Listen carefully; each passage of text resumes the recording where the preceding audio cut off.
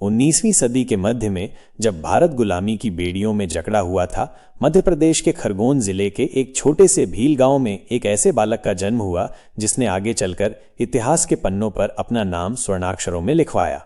ये बालक और कोई नहीं बल्कि तांत्या भील था। प्रकृति की गोद में पले बढ़े तांत्या ने बचपन से ही तीर कमान चलाना, घने जंगलों में छिपकर शिकार करना और बिजली की गति से दौड़ना सीख लिया था। उस समय शायद ही किसी ने सोचा होगा कि ये फुर्तीला बालक एक दिन अंग्रेजों के लिए सबसे बड़ी चुनौती बन जाएगा। जैसे जैसे तांत्या बड़े हुए, उन्होंने अपने आसपास अन्याय और शोषण का बोलबाला देखा। ब्रिटिश सरकार आदिवासियों की जमीनों पर कब्जा कर रही थी, उन पर भारी कर लगा रही थी और उन्हें अपने ही जंगलों में गुलामों की तरह जीने पर मजबूर कर रही थी। ये देखकर तांत्या का हृदय पीड़ा से भर उठा। उनके भीतर अन्याय के खिलाफ एक ज्वालामुखी धधकने लगा। और फिर वो दिन आया जब तांत्या ने चुप रहना अस्वीकार कर दिया। उन्होंने जंगल को अपना गढ़ बनाया और अपने आदिवासी भाइयों और बहनों को अपना परिवार। उन्होंने अन्याय के खिलाफ हथियार उठाया। उनके तीर और कमान अंग्रेजों की बंदूकों और तोपों के सामने भले ही कमजोर दिखते थे, लेकिन उनके इरादे चट्टान की तरह मजबूत थे। तांत्या भील ने अंग्रेजों और उनके समर्थक जमींदारों से धन लूटना शुरू कर दिया और उसे गरीब और जरूरतमंद लोगों में बांट दिया। यही कारण था कि लोग उन्हें प्यार से भारत का रॉबिन हुड कहने लगे। उनके लिए तांत्या सिर्फ एक लुटेरा नहीं थे, बल्कि एक मसीहा थे जो उनकी पीड़ा समझते थे और उनकी मदद के लिए आगे आते थे। लेकिन तांत्या की कहानी केवल लूटपाट तक सीमित नहीं थी। वो एक जननायक थे। उनकी बहादुरी और निडरता ने दबे कुचले लोगों के दिलों में उम्मीद की एक नई किरण जगाई। वो अन्याय के खिलाफ एक बुलंद आवाज बन गए थे। जहां भी वो जाते, गरीब लोग उन्हें अपना उद्धारक मानते थे। उनके साहसिक कारनामों की कहानियां गांवों में गीतों के रूप में गाई जाती थीं। माता पिता अपने बच्चों को तांत्या भील जैसा बनने की प्रेरणा देते थे। तांत्या भील अकेले नहीं लड़ रहे थे। उनके साथ उनके समुदाय के लोग थे जो उनके साहस और नेतृत्व पर अटूट विश्वास रखते थे। उन्होंने मिलकर अंग्रेजों की नाक में दम कर दिया। उनके गुरिल्ला युद्ध की तकनीक ने ब्रिटिश सेना को कई बार धूल चटाई। घने जंगलों और पहाड़ी इलाकों की अच्छी जानकारी होने के कारण तांत्या और उनके साथियों के लिए अंग्रेजों को चकमा देना आसान होता था। ये सच है कि अंग्रेजों की शक्ति बहुत बड़ी थी। उनके पास आधुनिक हथियार थे और एक विशाल सेना थी। लेकिन तांत्या भील के पास कुछ ऐसा था जो अंग्रेजों के पास नहीं था। अपने लोगों का प्यार और समर्थन और अपनी मातृभूमि को अन्याय से मुक्त कराने का अटूट संकल्प। तांत्या भील की कहानी हमें सिखाती है कि अन्याय के खिलाफ आवाज उठाना कितना महत्वपूर्ण है, भले ही परिस्थितियां कितनी भी विपरीत क्यों न हो। वो हमें ये भी याद दिलाते हैं कि एक साधारण व्यक्ति भी अपने साहस और दृढ़ संकल्प से इतिहास बदल सकता है। भारत का रॉबिन हुड आज भी हमारे दिलों में जीवित है, एक ऐसे योद्धा के रूप में जिसने गरीबों और मजलूमों के लिए अपना जीवन समर्पित कर दिया। तांत्या भील का बचपन किसी साधारण बच्चे की तरह गलियों और घरों में नहीं बीता। उनका तो पूरा खेल का मैदान ही विशाल और रहस्यमयी जंगल था, जहां ऊंची नीची पहाड़ियां थीं और पथरीली जमीनें फैली हुई थीं। जहां दूसरे बच्चे रंग बिरंगे खिलौनों से खेलते थे, वहीं नन्हे तांत्या के हाथों में बचपन से ही तीर कमान और भाला थमा दिया गया था। यह उनके समुदाय की परंपरा थी, प्रकृति के साथ एकाकार होकर जीना। तांत्या ने जंगल को अपना गुरु माना। उन्होंने जानवरों की हर चाल को बारीकी से पहचाना, पत्तों की हल्की सी सरसराहट से भी खतरे का अंदाजा लगाना सीख लिया और घने अंधेरे में भी बिना किसी सहारे के रास्ता ढूंढने की अद्भुत कला हासिल कर ली। ये सब उनके लिए सिर्फ खेल नहीं था, बल्कि जीवन जीने का तरीका था। यही हुनर जो उन्होंने बचपन में सीखा था, बड़े होकर उनकी सबसे बड़ी ताकत बना। जब वे अंग्रेजों के खिलाफ अपनी लड़ाई लड़ रहे थे, तो जंगल ही उनका सबसे सुरक्षित किला साबित हुआ। जैसे जैसे तांत्या थोड़े बड़े हुए, उनकी आंखें अपने आसपास के समाज की कठोर सच्चाई को देखने लगीं। उन्होंने देखा कि उनके गांव के भोले भाले लोगों पर जमींदार और ब्रिटिश अधिकारी किस तरह जुल्म ढा रहे थे। कभी उनसे जबरदस्ती भारी टैक्स वसूला जाता, तो कभी उनकी उपजाऊ जमीनें छीन ली जाती। गरीब आदिवासी परिवारों को बेरहमी से मारा पीटा जाता और उन्हें भूखे मरने के लिए छोड़ दिया जाता। ये सब देखकर युवा तांत्या का कोमल हृदय क्रोध और पीड़ा से भर उठा। उनके भीतर अन्याय के खिलाफ एक गहरी आग जलने लगी। उन्होंने अपने मन में दृढ़ निश्चय कर लिया कि अब वो इन अत्याचारों को चुपचाप नहीं सहेंगे। उन्हें कुछ करना होगा, अपने लोगों के लिए लड़ना होगा। वो दिन तांत्या के जीवन में एक महत्वपूर्ण मोड़ लेकर आया, जब उन्होंने अपनी आंखों से देखा कि कुछ अंग्रेज सिपाही एक बूढ़े और कमजोर किसान को बुरी तरह पीट रहे थे, सिर्फ इसलिए क्योंकि वह अंग्रेजों द्वारा लगाया गया भारी टैक्स चुका नहीं सका था। उस दृश्य ने तांत्या के भीतर के ज्वालामुखी को भड़का दिया। उस अन्याय को देखकर उनका खून खौल उठा और उसी क्षण गुस्से से भरे तांत्या ने पहली बार अपना तीर चलाया। यह सिर्फ एक तीर नहीं था, ये उस बगावत की पहली चिंगारी थी जिसने धीरे धीरे पूरे क्षेत्र में फैलकर अंग्रेजों के लिए एक बड़ी मुसीबत खड़ी कर दी। तांत्या भील सिर्फ एक साहसी योद्धा ही नहीं थे, बल्कि वे बहुत चालाक और तेज तर्रार भी थे। वे रात के अंधेरे का फायदा उठाकर अचानक गांवों में पहुंचते, जरूरतमंद लोगों की चुपचाप मदद करते और फिर पलक झपकते ही ऐसे गायब हो जाते जैसे वे हवा में उड़ गए हों। अंग्रेज सैनिक उन्हें पकड़ने के लिए दिन रात जाल बिछाते रहते, लेकिन तांत्या की फुर्ती और जंगल के चप्पे चप्पे की जानकारी के आगे उनकी हर योजना धरी की धरी रह जाती। अब तांत्या सिर्फ अपने गांव के एक आम भील युवक नहीं रह गए थे। अपनी निस्वार्थ सेवा और बहादुरी के कारण वे धीरे धीरे आसपास के सभी गरीब और पीड़ित लोगों के नायक बन चुके थे। उनकी चर्चा हर तरफ होने लगी थी और लोग उनमें एक उम्मीद की किरण देखने लगे थे। तांत्या भील का उदय एक साधारण युवक से कहीं बढ़कर था। वो अब केवल जंगलों में रहने वाला एक व्यक्ति नहीं रह गया था, बल्कि वो उन गरीबों की उम्मीद बन गया था जिनकी कोई सुनने वाला नहीं था। वो उन दुखियारों की आवाज बन गया था जो सदियों से अत्याचार सह रहे थे, और वो उस अन्याय के खिलाफ एक जीवंत विद्रोह का प्रतीक बन गया था जो अंग्रेजों ने देश पर थोपा था। जब अंग्रेज अपने बड़े बड़े खजानों को गांवों से लूट कर ले जाते या फिर भ्रष्ट जमींदार मिलकर गरीब किसानों से जबरदस्ती वसूली करते, तो तांत्या और उनके साथियों के लिए यह अन्याय असहनीय होता था। वे बिजली की गति से उन खजानों पर धावा बोलते। वो सोना, चांदी और पैसा जो अंग्रेजों ने छल और बल से लूटा था, उसे तांत्या वापस उन्हीं लोगों में बांट देते थे जिनसे वो छीना गया था। ये देखकर गरीब लोगों की आंखों में कृतज्ञता के आंसू छलक पड़ते थे और उनके दिलों में तांत्या के लिए सम्मान और प्यार और भी गहरा हो जाता था। तांत्या का हर हमला, हर योजना बड़ी सावधानी और समझदारी से बनाई जाती थी। वह कभी भी किसी निर्दोष व्यक्ति को नुकसान नहीं पहुंचाते थे। उनकी लड़ाई केवल उस जुल्म और अन्याय के खिलाफ थी जो अंग्रेज और उनके समर्थक कर रहे थे, न कि किसी इंसान विशेष से। उनका मानना था कि हर किसी को सम्मान से जीने का अधिकार है। धीरे धीरे लोगों के बीच ये बात फैलने लगी कि जहां तांत्या है वहां डरने की कोई बात नहीं, और ये भी कि जिसने गरीब का दर्द समझा वही सच्चा मसीहा है। तांत्या अब लोगों के दिलों में एक रक्षक और उद्धारक के रूप में बस चुके थे। अब तांत्या को सिर्फ एक डाकू कहना सरासर गलत लगता था। वो डाकू नहीं थे, बल्कि वो तो न्याय के एक योद्धा थे जो अपनी जान हथेली पर रखकर गरीबों के हक के लिए लड़ रहे थे। गांव गांव में उनके बहादुरी और दयालुता के किस्से लोकगीत बन गए। औरतें अपनी बच्चों को तांत्या भील जैसे निडर और साहसी बनने की प्रेरणा देने लगीं। तांत्या खुद कभी ज्यादा बातें नहीं करते थे, लेकिन उनके नेक काम, उनकी वीरता और करुणा की कहानी खुद बयां करते थे। कभी वो चुपचाप किसी भूखे किसान के घर अनाज पहुंचा जाते, तो कभी किसी विधवा मां की झोली में बिना किसी को बताए कुछ पैसे रख देते, और फिर वो उतनी ही खामोशी से गायब हो जाते, बिना अपना नाम बताए, बिना किसी शोर शराबे के और बिना किसी दिखावे के। उनका मकसद सिर्फ मदद करना था, प्रसिद्धि पाना नहीं। अंग्रेज इस बात को बिल्कुल समझ नहीं पा रहे थे कि कोई व्यक्ति इतना तेज, इतना चतुर और साथ ही इतना नेकदिल भी कैसे हो सकता है। वे तांत्या को एक साधारण अपराधी और डाकू कहते रहे, लेकिन उस क्षेत्र की गरीब जनता ने तो उन्हें अपना मसीहा मान लिया था। उनके लिए तांत्या एक ऐसा नायक थे जो उनके अंधेरे जीवन में उम्मीद की एक उज्जवल किरण लेकर आए थे। निश्चित रूप से तांत्या भील की अद्वितीय शक्ति का रहस्य जंगल और उनकी अद्भुत चालाकी में छिपा था। उनकी युद्ध करने की शैली पारंपरिक नहीं थी। वे सीधे मैदान में अंग्रेजों की शक्तिशाली सेना के सामने खड़े होकर लड़ने के बजाय गुरिल्ला युद्ध की कला में माहिर थे।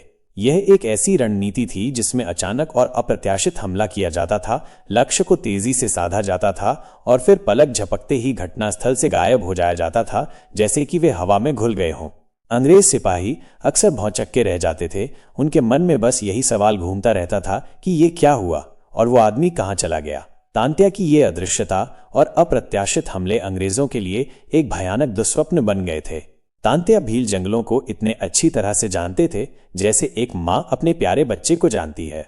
हर पेड़, हर चट्टान, हर छोटी बड़ी गुफा उन्हें कंठस्थ थी। वे न केवल इन दुर्गम रास्तों से भली भांति परिचित थे, बल्कि वे एक कुशल शिकारी की तरह घोड़े से भी तेज दौड़ सकते थे। और तो और वे पत्तों की हल्की सी आहट से भी दुश्मन की छिपी हुई मौजूदगी को भांप लेने की अद्भुत क्षमता रखते थे। उनकी इंद्रियां इतनी तेज थीं कि जंगल की हर गतिविधि उन्हें पहले से ही आगाह कर देती थी। उनकी जीवन शैली ही उनकी रणनीति थी। वे रात के अंधेरे में चलते थे जब अंग्रेजों की पकड़ ढीली पड़ जाती थी, और दिन के उजाले में घने जंगलों, दुर्गम पहाड़ियों या रहस्यमयी गुफाओं में छिप जाते थे। कभी वे तेज धार वाली नदियों को तैरकर पार कर जाते थे, जिससे उनका पीछा करना अंग्रेजों के लिए लगभग असंभव हो जाता था। उनकी टोली भले ही छोटी थी, लेकिन उसका हर सदस्य तांत्या की तरह ही फुर्तीला, वफादार और बहादुर था। तांत्या ने अपने साथियों को भी गुरिल्ला युद्ध की वही तकनीक सिखाई थी जिसने उन्हें अंग्रेजों के लिए एक अबूझ पहेली बना दिया था। तांत्या की युद्ध नीति का एक ही अचूक मंत्र था, यदि शत्रु शक्तिशाली और बड़ा हो तो उसे सीधे ताकत से हराने की कोशिश मत करो, बल्कि अपनी बुद्धि और चालाकी का इस्तेमाल करके उसे परास्त करो। यह रणनीति उनकी हर कार्रवाई का आधार थी। अंग्रेजों ने तांत्या भील को पकड़ने के लिए कई बार बड़ी बड़ी फौजें भेजीं, उन पर भारी इनाम घोषित किया और यहां तक कि अपने गुप्तचरों और मुखबिरों का जाल भी बिछाया। लेकिन तांत्या हर बार उनकी पकड़ से ऐसे फिसल जाते थे जैसे कोई रेत की मुट्ठी से फिसल जाता है। वे अंग्रेजों की नाक के नीचे से उनके चौकियों पर हमला करते, उनके खजानों को लूट लेते और फिर उस लूटे हुए धन को गरीब और जरूरतमंद लोगों में बिना किसी निशान या सुराग के बांट देते थे। उनकी युद्ध नीति इतनी गहरी और सटीक थी कि बड़े बड़े अंग्रेज अधिकारी भी उनकी रणनीति को देखकर हैरान रह जाते थे। तांत्या की हर नई चाल अंग्रेजों के लिए एक नया सिरदर्द बन जाती थी, जिससे उनका मनोबल लगातार गिरता जा रहा था। तांत्या भील सिर्फ एक वीर योद्धा ही नहीं थे, बल्कि वे एक उत्कृष्ट रणनीतिकार भी थे। वे केवल अचानक हमला करके भाग नहीं जाते थे, बल्कि वे अंग्रेजों के खिलाफ सोच समझकर योजनाएं बनाते थे। उनका हर हमला न केवल अंग्रेजों को आर्थिक नुकसान पहुंचाता था, बल्कि वो उनके आत्मविश्वास को भी बुरी तरह से तोड़ देता था। यही कारण है कि तांत्या भील को केवल एक बहादुर व्यक्ति ही नहीं, बल्कि एक महान रणनीति का उस्ताद भी कहा जाता है। उनकी चालाकी और युद्ध कौशल ने उन्हें इतिहास के पन्नों पर एक अद्वितीय स्थान दिलाया।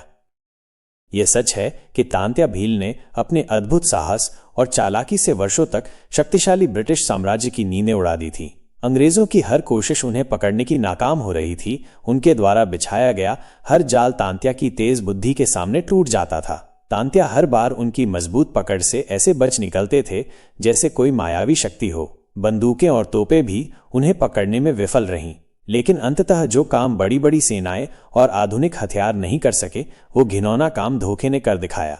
एक दुर्भाग्यपूर्ण दिन आया जब तांत्या को उनके ही एक ऐसे करीबी व्यक्ति ने विश्वासघात कर दिया जिस पर उन्होंने आंख मूंदकर भरोसा किया था। वो लालची इंसान चंद सिक्कों की खातिर अंग्रेजों से जा मिला और उसने तांत्या के गुप्त ठिकानों और गतिविधियों की जानकारी उन्हें दे दी।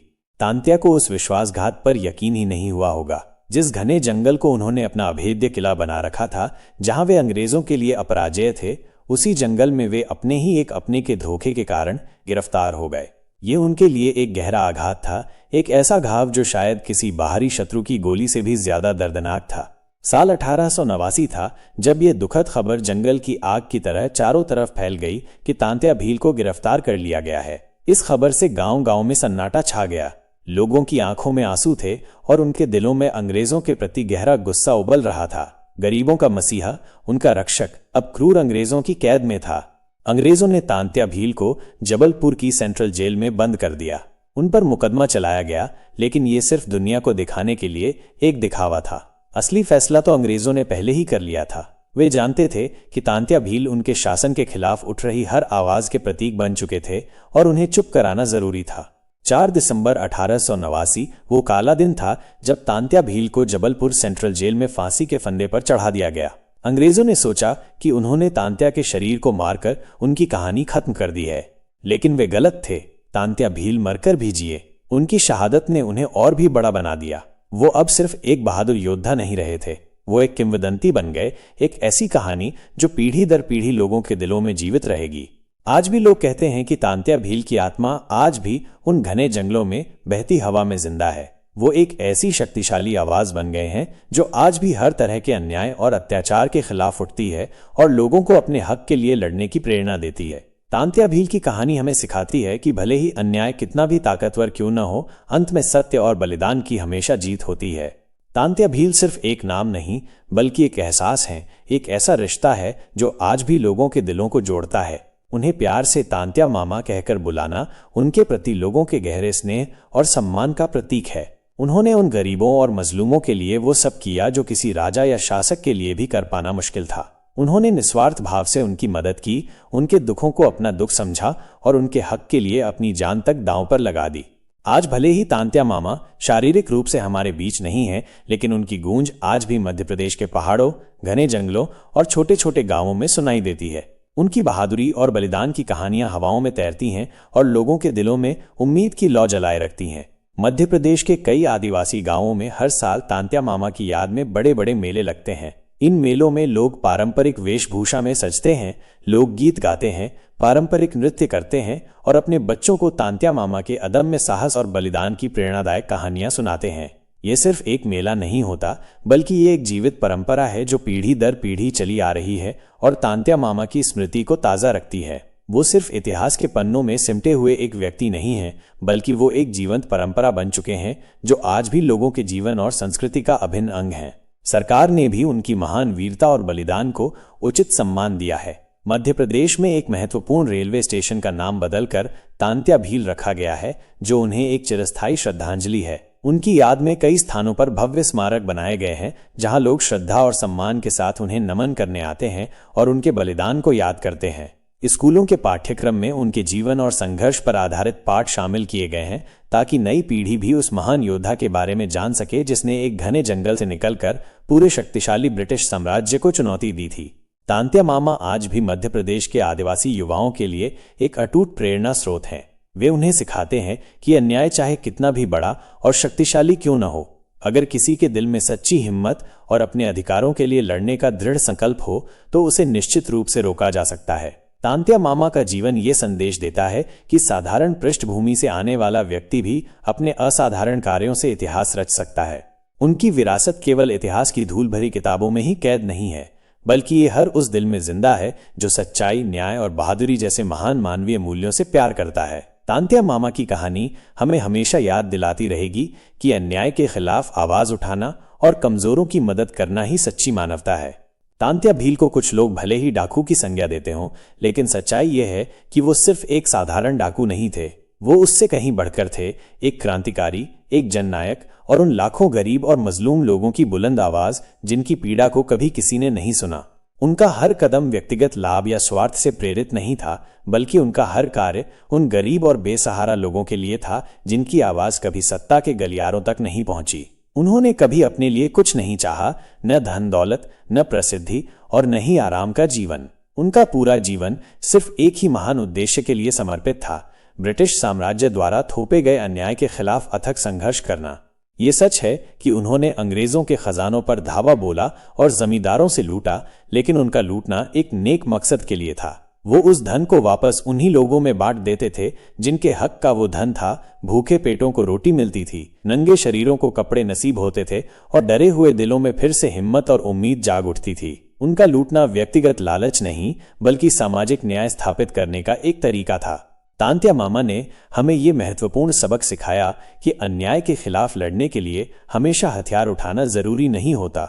सबसे ज्यादा जरूरी है वो अटूट इरादा, वो मजबूत संकल्प जो किसी भी कीमत पर अन्याय के सामने झुकने को तैयार न हो।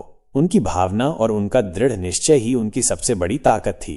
उनकी कहानी सिर्फ बीते हुए समय की एक घटना नहीं है, यह आज भी हमें यह महत्वपूर्ण याद दिलाती है कि जब किसी के दिल में सच्चाई की अटूट भावना और अन्याय के खिलाफ लड़ने का अदम्य साहस होता है, तो दुनिया की कोई भी ताकत उस अन्याय को लंबे समय तक टिकने नहीं दे सकती। तांत्या मामा का जीवन एक प्रेरणादायक उदाहरण है कि एक अकेला व्यक्ति भी अपने सिद्धांतों पर अडिग रहकर एक बड़े साम्राज्य को चुनौती दे सकता है। भले ही तांत्या मामा अब हमारे बीच नहीं है, लेकिन उनकी आत्मा आज भी हर उस इंसान में जीवित है जो सच्चाई के लिए लड़ता है, जो कमजोरों का साथ देता है और जो अन्याय के खिलाफ अपनी आवाज बुलंद करता है। वो एक युग थे, एक महान विचार थे और आज भी वो हर न्यायप्रिय दिल की धड़कन में जीवित हैं, हमें हमेशा सही रास्ते पर चलने और अन्याय के खिलाफ खड़े होने की प्रेरणा देते हुए।